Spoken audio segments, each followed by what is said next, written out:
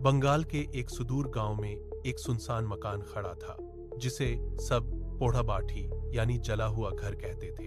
20 साल पहले एक रहस्यमयी आग ने उस हवेली को अपनी चपेट में ले लिया था, जिसमें मकान मालिक और उनका पूरा परिवार जिंदा जल गया था। सरकारी रिपोर्ट में इसका कारण बिजली का शॉर्ट सर्किट बताया गया, लेकिन ग्रामीणों का मानना था कि इसके पीछे कोई बहुत बड़ी काली करतूत छिपी थी। एक मानसूनी शाम, अलौकिक और भूतिया कहानियों में दिलचस्पी रखने वाले अर्जुन नाम के एक युवा पत्रकार ने वहां एक रात बिताने का फैसला किया। हाथ में टॉर्च और कैमरा लिए उसने उस जले हुए दरवाजे के अंदर कदम रखा। भीतर की हवा में एक अजीब सी कंपकंपी और ठंडक थी। जैसे ही आधी रात होने आई, उसे सूने गलियारों से घुंघरुओं की खनक सुनाई दी। किसी जानवर की आवाज समझकर वह उस आवाज का पीछा करते हुए ऊपर की मंजिल पर चला गया। वहां पहुंचकर वह हैरान रह गया। धूल की मोटी परत पर किसी के ताहा पैरों के निशान थे।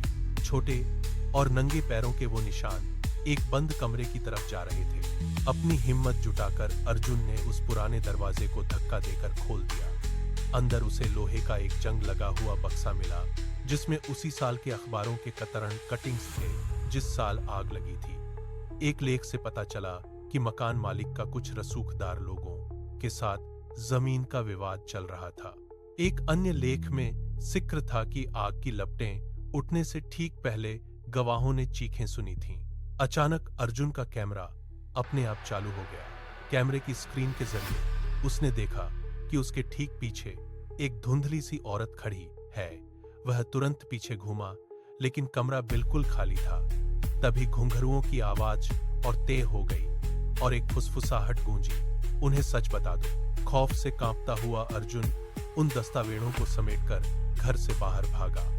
बाद में उसकी तहकीकात में ऐसे सबूत सामने आए जिससे इशारा मिलता था कि उस परिवार को हमेशा के लिए खामोश करने के लिए आग जानबूझकर लगाई गई थी।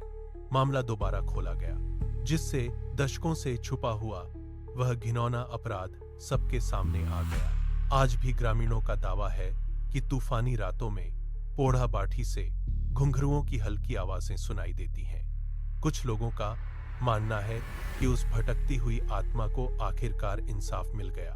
वहीं कुछ लोग दूसरों को आगाह करते हैं कि अंधेरा होने के बाद उस जले हुए मकान में कभी कदम न रखें। वह सचमुच कोई साया था या फिर अर्जुन का डर उसके साथ कोई खेल खेल रहा था, यह आज भी एक रहस्य है। लेकिन एक बात तो तय है, पोढ़ाबाठी के राह कभी भी उसकी राख के नीचे पूरी तरह धन्य नहीं हो पाए।